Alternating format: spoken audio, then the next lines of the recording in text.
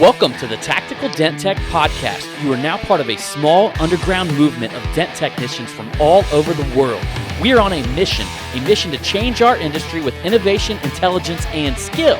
But because we don't rely on an insurance company to steer customers our way, we need to do things different. We need to do things smarter. We do that through a network of technicians that we call the Tactical Tech Movement. Now let's get this revolution started. Hey, what's up, everybody? John Hiley here and Angela Hiley here with the Tactical Dent Tech Podcast with another motherfucking live episode. So how you doing today? There she is, right? So if you guys haven't noticed, I have dropped several other episodes that are not live this week. I think I got a tactical tech tip. And then I've got some motivational shit that I'm going to be dropping. But these podcasts that I'm dropping in between our big podcast or our interviews, it's just going to be smaller episodes designed to give you a little bit of motivation for the day. Yes. Or a little bit of knowledge for your life. Get out there and make that. Yeah, I call that. Bitch. Yeah, and you know what I mean? We're going to be talking like all kinds of different types of knowledge. I mean, some days I'm going to be talking marketing. A lot of times I'm going to be talking marketing. But there's going to be days that I'm also going to be talking about, dent removal, tech tips, all kinds of stuff like that. Ooh. New shit. Speaking of that, here in a little while, we're going to be revealing the dates of the large dent removal contest. Whoop, whoop. I will tell you guys that I'm keeping this one simple. Like, not a lot of like major rules other than there does have to be an after video. So we're not going to do the before and after photo. I mean, you can put a before and after photo, but you got to have an after video to qualify for the contest. So big dent removal after video. I mean, I don't care if you got a before video because really the after video is where we're looking at the quality, things like that. Mm-hmm. And there's not going to be a judge panel. There is going to be the technicians are going to judge. Like, I was approached by that about having a judge panel. In my opinion, anytime you get a judge panel, there's just room for like scrutiny. Yeah. And there's room for favoritism. Well, whatever. I don't think a lot of people would do favoritism. But that being said, especially people I'd be trying to surround myself with, right? All of a sudden, like some dude's student twins or something like that, right? And but I'm just gonna have it to where everybody, we're a traditional contest. You guys are gonna be able to put it right here on the Tactical Dent Tech timeline. And from there, people are going to like it, based on the amount of likes. One year I did the comments. I actually combined comments and likes together. And that was a fucking mess because. Is it likes or is it just like reactions? Really, it's just reactions. So as many reactions. I'm not going to get like a hierarchy. Like if somebody gives you a heart, you get X amount or any of that shit. Like I don't want to be sitting there trying to calculate all that up. You're just trying to make it easy breezy. Yeah, we're trying to make it easy breezy. And I'm telling you guys, like, I'm just gonna be honest with you, half y'all don't fucking read shit. Like most people out there don't read everything. They just don't. They read like the first few lines and then they check out. So you got to make it like simple as fuck. Yeah. And one of the cool things actually was talking to Craig, and I was also talking to Bonnie Stafford. And between the two of them, they want to donate some stuff for the giveaway. And when I was talking to Craig, he had this really cool idea. So we're going to be doing like a series of different types of dent removal contests. So yeah, we're going to end up doing some stuff where we got like a large dent removal contest first. I just figure that's going to be the easiest one to pull off, get everybody in the vibe, get everybody understanding. Yeah. But then we're going to like move forward into a glue pulling dent removal contest. And one of the cool things about this, like Craig's idea, is he wants to do some giveaways.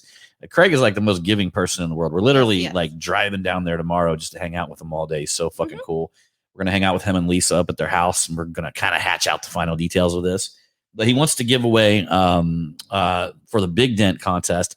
He wants to give away shit like door tools and big dent tools and stuff like that. And then for the glue pulling contest, he's got these different new glue pulling things. He's also got glue guns that he wants to throw in. And if y'all haven't used that damn glue gun, that thing's like, it's the best glue gun that I've ever used. And I love a lot of the glue guns. Believe me, I love a lot of the glue guns. But that glue gun heats up fast as fuck. And it's reasonably priced. It's just an awesome product. I've had mine forever. Nothing's ever went wrong with it. and many of you guys know, like back in the day, we used to go through glue guns like a motherfucker. Like you go to Walmart and buy their glue gun, right? You'd buy the Walmart glue. That's what we were using back in the day. Like literally back in the day, it's kind of sad because I believe the glue back then was so bad that Walmart glue was outperforming it. And we were all either using Walmart glue or we were going to, there was a type of glue that Lowe's carried called Aero glue. And then Bryce Rockhill, who is an innovative motherfucker, that guy. I mean, he's innovative as fuck. He figured out that Harbor Freight, if you use their wood glue, that this shit was incredible. Like, I remember the day when I walked into a body shop and Bryce Rockhill looked at me. He goes, dude, you need to come over here and check this shit out. I'm like, what? He goes, man, check this fucking glue out. So we end up going over to this car and he's got this, it's like one of them cars where you don't even know why the hell the person's fixing it, but it's like one of them deals where the body shop gets a deal going on with them. And the person tells you to fix so many dents here, so many dents here, so many dents there. It's just like one of them bullshit things, right? But that's literally the car sitting in the corner. And I remember to this day, it was like a Chevy Cavalier or something like that, right? So this is back in the day. You're one of them ones you used to drive, like kind of like that bubbly Chevy Cavalier thing, right? So we go back there and there is this giant fucking dent, like, hail dent on it, but it's on the door. It's up towards the body line. And Bryce Rockhill gets out a glue tab. And back then we were using the green ones and the green glue tabs. I can't remember where they came from. Maybe one of you guys can chime in. You remember where they came from? Early 2000s. Yeah, the early 2000s. Yeah. And then we were also using the red ones, the red ones where the stems used to like pull way out. Like they would never break. They would never break. It was like the dent outs or something like that, but they would never break. Literally, the stem would just continue to pull out until the tab was useless, right?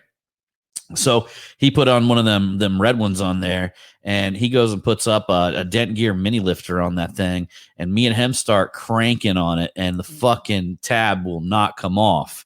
I mean, it was like literally that old school Harbor Freight wood glue was like, it would pull a house off its foundation. I mean, I've heard things about collision glue and things like that, but this shit was like, this shit was like kryptonite, y'all.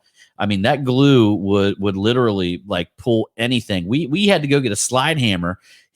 Bryce Rockhill starts slide hammering this thing. It still won't come off. So we literally had to go back. We shot it with denatured alcohol or whatever. I don't give a fuck. I use denatured alcohol. Or whatever Bryce had at the time. Maybe it was 90% or something. So we shoot it down with this shit, and it's still not coming off when he's hitting on it. Still not coming off. We ended up having to take a heat gun and heat it back up just to get the fucking tab off the thing. So we literally kept that Harbor Freight wood glue around to do big ass glue pulls, big ass hard hit dents because it moved the most metal. And but that being said, that's what during Indianapolis. Yeah, that was during Indianapolis hailstorm. That would have been probably 2005 or 2006. I know a lot of you old school techs probably worked that storm.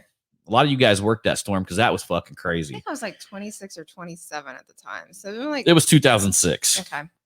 It was 2006 because, back then, y'all, I mean, I hope we get another gangbuster year like that, a fucking gangbuster year like that, because, all this shit y'all hear people talking about, techs working for low prices and these deals going, that's a fucking cleansing year, man. Literally, brokers, people who are hiring technicians are begging for people to work for them at that time. So you kind of start to figure out in this industry. I mean, I really hate to say it, but this industry has turned more into like a commodity, meaning that when there's, not a lot of work, there's a surplus of technicians. Yeah. And when there's a shit ton of work, there's not a lot of technicians. So really the only thing that brings the industry up is when we have one hell of a gangbuster hell year, because now the insurance agents aren't talking as much shit because they got to get this stuff done, right? You get a lot less of that, get a lot less of that feedback, right? And then to top it off, you also get like a lot less of technicians that are going to work for Beans because there's work everywhere.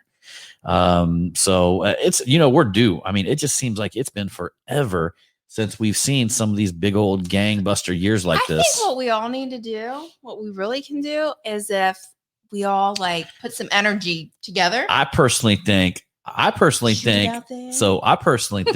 what I think, right? I personally think that when we all Like, get come together, on, Mother Nature. I personally think that when we all get together over Black Friday and Cyber Monday, and we raise a bunch of money for some children, I'm gonna say that God is just gonna take a look. Like God's sitting up there, He's gonna take notice of what we've been doing. He's gonna be like, "All right, homies, let me give you a little something." Psh. He's gonna push a little button, bam, and we're gonna have a fucking gangbuster You year. don't think maybe God's gonna like irritate Mother Nature, and then Mother Nature's just gonna? Nah, I think I'll be honest with you. I think God is Mother Nature, and Okie everything dokie. because he's just gonna be like, let me hook y'all up. I'm just saying it doesn't hurt. Hey, and if I'm right, you guys document this fucking shit. Yeah. Because if I'm all right, I'm gonna play this motherfucker next year, and I'm gonna say thank you everybody for supporting this shit, and I called it. I'm gonna document this shit. But yeah, we're super excited.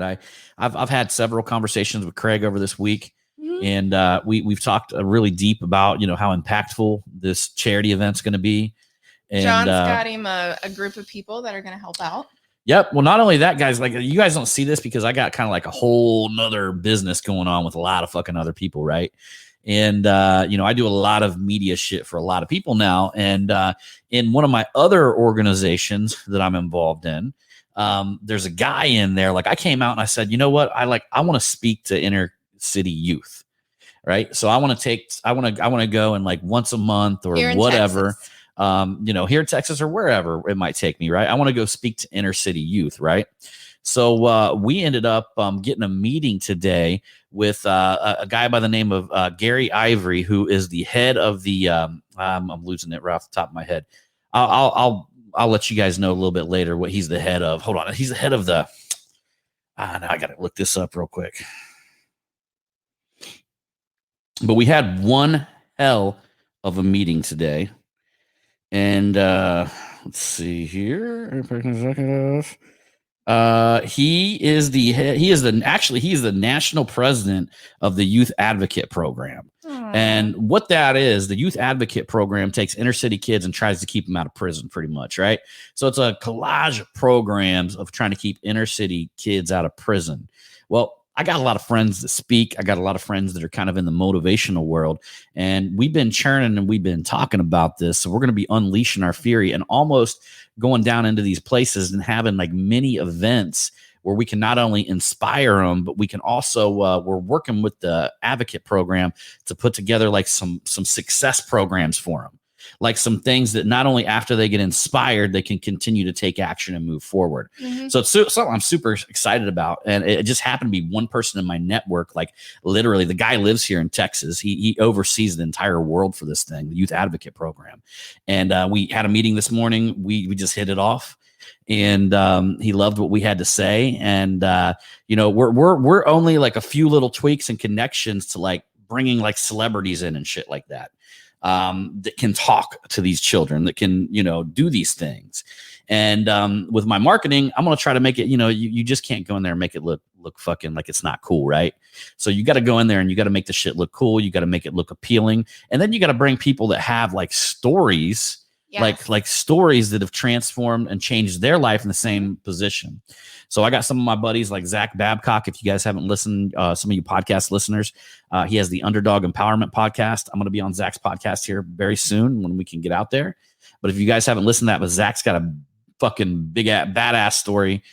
He was in prison and all the shit, like, his transformation like happened there and all this kind of stuff. The guy's got some amazing energy. Yeah, very, very cool dude. Very good guy. Very good podcast. He's interviewed guys like Grant Cardone. He's one of the #1 podcasts on iTunes.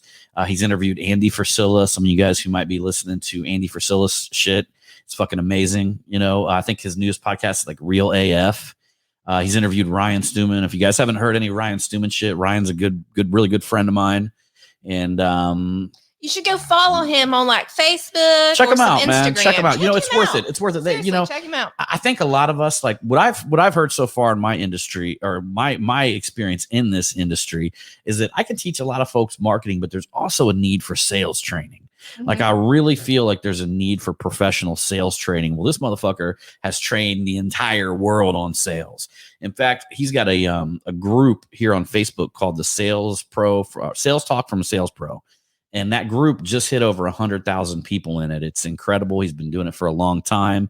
And he writes some of the best sales blogs that I've ever read in my life. Go and join it and check it out. Yeah, check it out, man. Check it out.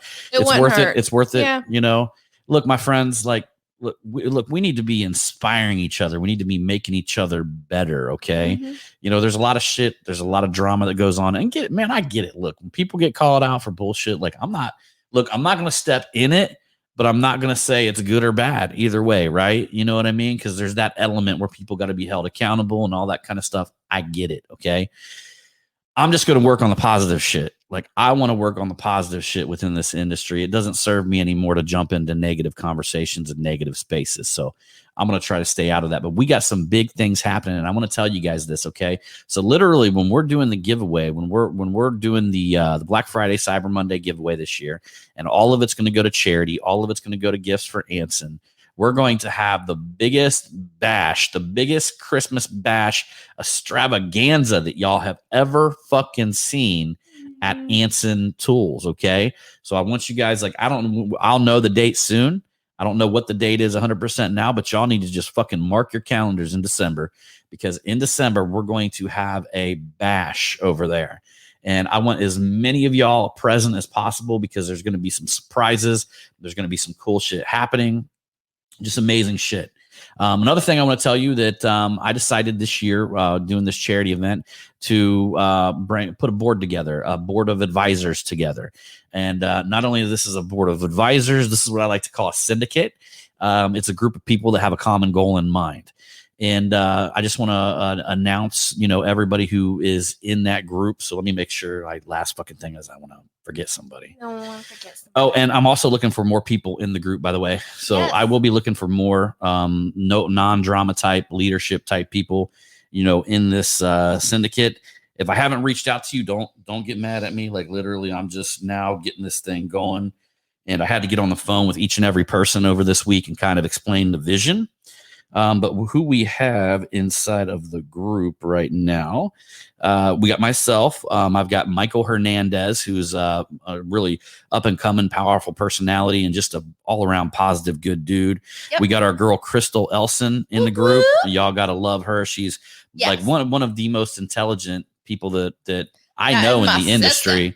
She's smart as fuck, and if you guys haven't got involved, got a heart of gold. Yep. And if y'all haven't gotten involved in her workshops and stuff like that, like she is doing some big shit over there, guys. Yeah. Like I know, because I ran their ads over the hailstorm they had, and I still run ads for them. And I see the way the community supports this girl. Like if you get the community on your side, the way Crystal got the community on her side, you're in it. Okay. So if you own local shops, stuff like that, I mean, it's very powerful.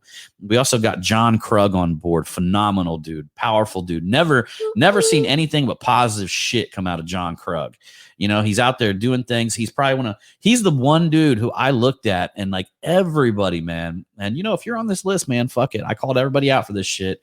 He was the one dude when everybody was bitching because they had no work during COVID.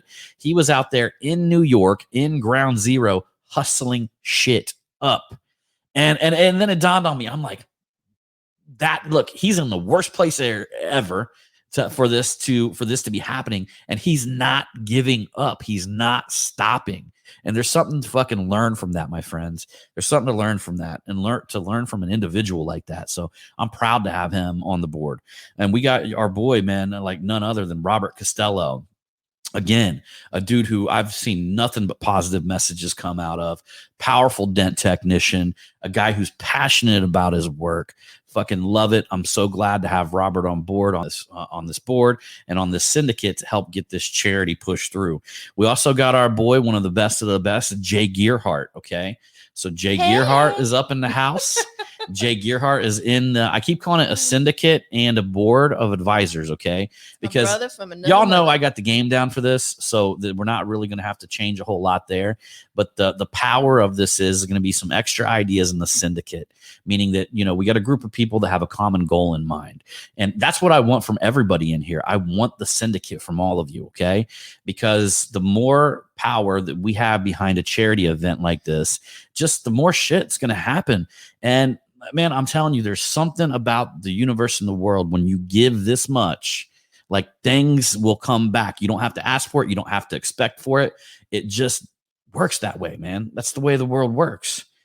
So we got Jay Gearhart. We got our boy that just came on board because old Dave, he wrote out an entire post to me and forgot to click the send button, which he was supposed to be on board earlier this week. So he was checking to see why I didn't get back to him. And then he ended up calling me. I had a good long conversation with Dave, our boy Dave Streen, yesterday. And again, Dave Streen being a Class A individual. Him and Don Cavanaugh got that dream event that's coming up. I mean, these guys are doing some really big shit, some good things, and they're making things happen. And from my understanding, I'm gonna try to get in there and attend that this year because I missed the other one because I had a bunch of other shit going on. But I want to try to get in there and I want to try to experience this thing that they got going on over there because it seems crazy. It seems really awesome. So we got Dave Streen on the board. We also got my boy John Vidine on the board, guys. Y'all gotta love that. It was hilarious. I was on the phone call with John. I'm telling him the vision because, guys, my vision isn't just to get these gifts for the Big Anson charity. My biggest vision at the highest level is to get more of you guys at home involved doing this yourself and understanding the power of what this does inside of your community. Like I literally, guys, I got nicknamed the Centerville Santa Claus. And, shit, like even when I got my ass in the shit, that saved my ass, right? Like things like that are empowering, right? And I'm not saying for you to do it so you get your ass saved when you get in a bad situation, right? But I'm just telling y'all, when you start making a name for yourself like that in a community, it can help you in any situation. It cannot, and most people think that you're doing it for like this big PR, like all these people are going to come back. It really doesn't work that way, to be honest with you. It really doesn't work that way because the people that come for the charity event, you'll see some of them again, but it's not to the magnitude that you think that you will see, right? This is more of a thing of where you're giving back, getting your name out into the community and just establishing yourself as a business that is in the business of taking care of your community. It's a fucking powerful thing. If you could imagine if every business operated this way, we probably wouldn't fucking need the government. Like that's the problem there, guys. Here's the problem. Look, we gave everything over to the fucking government, all right? So we gave our kids to the government. So now I don't have to fucking teach them anything, right? We gave, everything. We gave the charity shit over to the government, right? So they got to give to people. They got to help people because we turned away from fucking people in our community. Well, fuck that shit. Let's take that shit back. Let's take as much of that shit out of the government's hands as possible and put it on our shoulders, man. Like that's the way the fucking world was meant to be, my friends. That was the way the world was meant to be. And somehow we got fucked up and we just decided the government's taking all our taxes. We're going to let them do everything. And then everybody becomes fucking dependent, It's just like the sign at the damn park that says, don't feed the animals. You don't do that because they will get dependent. Right. And I'm not calling, welfare people, every person on welfare, an animal or anything like that. But the truth of the matter is there's a lot of people that get dependent on that to the point where they can't even wing their fucking self off of it. Yeah, I think what it is like, I mean, in all honesty, I think John and I have totally been completely honest with y'all. Like, back in the day when John and I had Jonathan and stuff like that, I was on and Jonathan was on government health insurance. We had WIC. We had a chance of getting on Section 8. We was on WIC because we didn't have shit. And we had a chance to get on Section 8. We had a chance to get on food stamps, all that kind of stuff, but we did not. No, we did not. In fact, it was tempting. I mean, like, don't get me wrong. Like back then, during that time, it was tempting. It was very tempting, but we didn't do it. In my community, guys, where we were at, the fucking people that were getting welfare were living better than us. Yes. Like we knew people that were getting welfare that were living in brand new apartments, that were driving decently new cars, better cars and that had money in their pocket. and was spending the shit. Yeah. So we're sitting there going like, fuck, we don't have shit. We're trying to work, we're really young. And we're like, these people are busting fucking our ass. living their life. They got a side job where they're making some cash money or something like that. Yeah. And it's like, it almost looked like from where we lived and where we were at, that these fucking, at that time, they were living the life. They were living a better life than us. They were living a better life than us. Think about that for a minute. Yeah. I mean, Like think they about were that. buying like all the brand name clothes, then to always have a new pair of tennis shoes on and all this and that. And and here's like Jonathan's wearing like I was Kmart, buying Walmart fake clothes. Nikes off of fucking eBay, y'all. Yeah, I mean,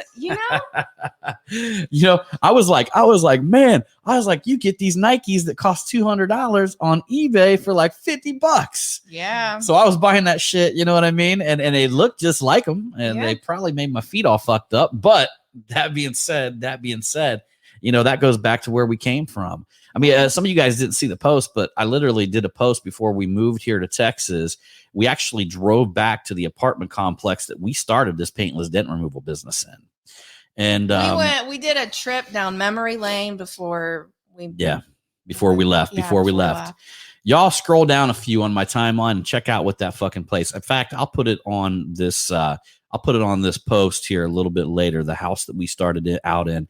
And I'm telling you guys apartment. that when we started out in this little apartment, it was probably in better shape though than what it looked. I don't think it was. We just thought it was. It was literally 750 square feet, probably something like that.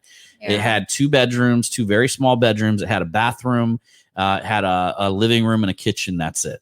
Okay. Yeah. So it was just a tiny little fucking square. And my desk was in the living room. So that's where the business started. That's where it was born. And I remember I had my grandma help co-sign me, or my mom at the time, I think, she helped co-sign me to buy a 1998 Ford Expedition. And back then, the name of my company was Hiley's Dent Repair, right? Yeah. So my dad had a car dealership, Hiley's Dent, or auto sales. So I was Hiley's Dent Removal. And I remember getting the logos done on my back windows, and they were like gold and burgundy, right? Yeah. Like I wanted that shit to look rich as fuck. And I had them both on my back windows, and I was like so proud of that. I was so proud of that until later I changed the name to Dent Magic John, stuff like that, right? But man, that's where we start. That's where we begun at the very, very bottom of this. So, I mean, for any of you guys out there that are going through shit, or any of you technicians out there who are just starting, I mean, there's a certain level of shit that's got to be pushed through. In fact, it's almost like you got to put your dues in. I mean, to be completely honest, you got to put your dues in. You have to. Mm-hmm. You got to put your dues in. I think that's all about, because in all honesty, if everything was just given to us and handed to us, we wouldn't appreciate it or be very thankful for it. No, that's true. I mean, seriously. That's true. And some of you guys might not even remember this, okay? But I've talked about this before. The Dents for Kids charity that I started, the very first one that I did was back in 2003. And it was December of 2003. And one of the reasons why we started the Dents for Kids charity, because that year we didn't have much money at all to buy any type of gifts for our son. And like literally we went to the dollar store instead of like Walmart, and we were buying like GI Jacks instead of GI Joes, right? Like everything. No, we talked about that. No, we talked about that on the other podcast. Oh, okay. No, we talked about that on the other podcast, I got mixed up. But we literally, we got so many damn podcasts, right? Yeah. But we literally went and bought GI Jacks instead of GI Joes. And it was just one of them years I felt very ashamed that, we're just starting a new business. We did not have like hardly any money at all. Yeah. And I started the following year after that is when I started the Dents for Kids charity. The following year after our bad year. So that would have been 2003. And then we started that, I think, in 2004, something like that. Right? What? I didn't even have a cell phone until I was like 25 years old. Yeah. I tell Jonathan that all the time. I was like, you are doing so much way better than me and your dad. And I still remember the damn cell phones we had too back in them days. Some of you guys remember them flip phones. Yeah. I don't know if you guys remember this. I used to get a little gold phone. There was like this whole thing, man, where some of the nastiest text messages in the fucking world. I don't know if any of you guys got caught and like a group of your friends were sending some of the dirtiest text messages that you've ever, like, shit on my dick, type text messages, like in the loop of that thing, right? And I remember like back then that shit was like our social media, because nobody logged into Facebook. That didn't even exist. Yeah, time. Nobody logged into any of that shit, right? No. I will tell you though, what we did log into was DoorDing.com. I mean, that I still remember, like, I was the like 90 something user of that thing. And I remember I joined in December of 2003, and I think the thing started in like July of 2003. So I joined that probably 3 or 4 months after the damn thing started. And I talked about this on one of my previous podcasts, but since we're live, I might as well talk about it again. One of the craziest things is if you are still a DoorDing.com member, go log into your account and go look at the dent removal photos, and go back to the earliest dent removal photos that were on there, like back in 2003, 2004. It will blow your fucking mind what we thought was incredibly advanced dent work. It will explode your head. I mean, literally front fender poppers. We were like, if it was a round, like Frisbee size popper, we were like, whoa, like people were like starstruck back then over dents now that we all look at and we're like, that ain't shit. That ain't shit. That ain't shit. Well, that just tells you how far the industry's gone and how far that we've actually advanced is fucking incredible. So that being said, guys, I want to kind of recap a few things here. Wait a minute, can I say one more thing though? Go ahead. Do you remember like back in the day when people met you, they couldn't get over that you were white? Oh yeah, because on DoorDing.com, I just decided like I was going to reply to everything like a black person would sound. And I would be like, yeah, man, shit. I'd always say like, yeah, man, shit. Or I'd be like, oh, fuck, man. What the hell? Shit. And I call people like, oh, you fucking white boy. Like I was saying stuff like that on purpose because we didn't have avatars back then. And I still remember, if you guys don't know John Dunn, I think he still manages a group here on Facebook. The very first Facebook group for dent guys John created. And it's a group called Dents. It's just DENTS. Okay. Dent. And I still haven't got over it. I don't know if John still manages it or whatever, but John's a cool dude. And I still remember getting a DM from John back on DoorDing.com because they had a messaging feature. And John was like, are you black? I'm just like, what you mean, man? Shit. How dare you ask me that? Yeah. So, but shit, I am kind of looking black, right? Your boys been getting tan, jacked, and juicy here lately. No, I think people would say you look Middle Eastern. I've been saying this, like we need to do like one of them DNA things. One time, I need to see what this man's got, guys. Paul Corden found a picture of a dude who had the turban on and everything like that, and had one of them like all white, Saudi Arabian outfits. Motherfucker looked like he could have been my brother. I mean, from the beard up, man, it was all the same. We gotta do one of them things. Yeah. I didn't see what you have. What's inside of you? That's cool, Hey, I'm a mutt, so. Babe, no, you're not. We are. We all are mixture. There ain't nobody that's purebred. No, that's not what I meant when you said you were a mutt. Shit, I like being a mutt. That's right. Motherfucking dog's life, baby. Dog's life. I just take care of you forever. So that being said, y'all, I will announce later this week what the giveaways are going to be. Okay. We are, just so you know, we are going to be starting this contest on Wednesday. Ooh. And it's going to be going from Wednesday to Sunday. Sunday evening, me and Lovely over here is going to jump on board and we're going to announce the winners. Me? Yeah. Oh. Yeah. So we're going to jump on a board and we're going to announce the winners. But again, this is in the people's hands, man. You guys know what I've told you guys in the past. I'm trying to be the people's champ. I ain't trying to impress anybody else. I'm not trying to, just whatever value I can deliver to all y'all out there, whatever we can do, whatever value I can deliver to the people in general. That's who I'm looking for, right? I'm not looking to impress anybody. I'm just looking to come out here, deliver value, hopefully change some lives along the way and have some fucking fun doing it. Okay. Yeah. So that being said, guys, again, That's going to start next week. I'm going to let you guys know the tool giveaways probably Monday. I've got a banner that we already got created. I just got to slide in the photos for the tools that we're going to be giving away, and that's still slightly up in the air. I know what it is. But like the second tier might change. We are going to have a first place, a second place, and a third place. I will tell you, all three prizes are gonna rock. They're gonna go like the biggest one to the medium sized one to the smallest one. And but again, I'm gonna keep in the rhythm because we'll go from this after the big dent contest. We'll probably wait a week or so, get it hyped up again, let everybody chill the fuck out because I got to find that perfect rhythm, right? Like where it's not too much, but it's not too long. And then we'll do the glue pulling. And then after that, Craig made a suggestion that I think is awesome. We'll do one for hail cars. And so we'll end up doing one for hail cars. But more details, all of that. Again, I'm going to keep it super simple. I know some of you guys give me some suggestions, but if it starts to complicate it, I'm just telling you it won't work. I've done this time and time again. You can't complicate this shit. You got to make it nice, simple. Yep. You got to make it nice, simple, clean cut. That's it. Things like later, as people get used to it, we'll start adding some little twists and some little plots to things.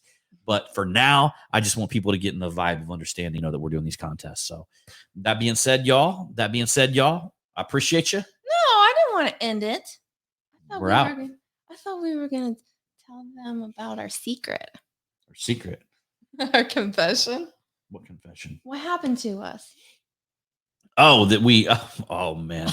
Yeah. So we. Here it is. Go ahead. The Corona hoe got a hold of John and I. We don't know that we had COVID when we first got, but we know Texas. That we had COVID. Okay, so like we didn't get tested, but some of the people that we were around went and got tested, and they all had it. They got positive. It wasn't that bad for me, guys. Like I was online, I was doing my thing. We primarily stayed at home, right?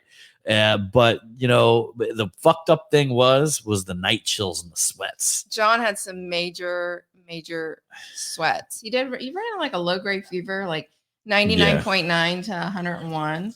I was in denial, but I probably had it the worst. Our son never got it. Yeah, we were in denial that we had it. Our son never got it. It's crazy. Like this is the second time he never got it. His girlfriend got it when we were back home. He never caught it from her. And then we literally had it. We literally had it. And before we knew we had it, his girlfriend came over and she ended up getting it. And he still never got it. So still never got it. I'm saying that with Jonathan, he's got one hell of an immune system because when he was a kid, he was sick, like left and right. But I think out of that kid was sick all the time. I probably had it the worst. I thought it was like a sinus infection, a real bad sinus infection. But then it went to my chest and I had a yucky cough for a little while. And the thing is I still have a little bit of a dry cough. So like when John makes me laugh, I'll have a little bit of a dry cough. But yeah, the Corona hoe got us. And listen, I get it.